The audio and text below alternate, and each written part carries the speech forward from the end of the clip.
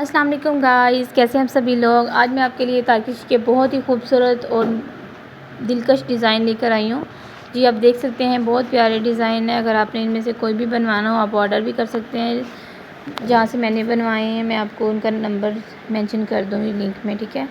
तो ये बहुत अच्छे हैं और ये बहुत प्यारे लगते हैं बच्चों के, बड़े ही जेंट्स कमीज़ों पे जो है ना बहुत आउट क्लास लगते हैं।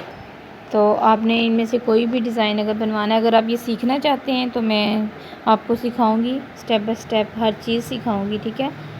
तो आपने इसके बारे में भी डिटेल से बताना है। आउट क्लास डिज़ाइन है। चलिए आप बारी बारी देखें, और देखने से पहले आपने मेरी वीडियो को लाइक भी करना है और मेरे चैनल को सब्सक्राइब भी करना है।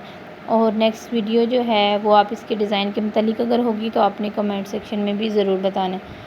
तो बहुत प्यारे लगते हैं ये डिज़ाइन बच्चों की कमीज़ों पे, तो क्लास लगते हैं। ये देखें सभी, और ये कोई इतने मुश्किल नहीं है, बहुत इजी है ये बनाने, ठीक है।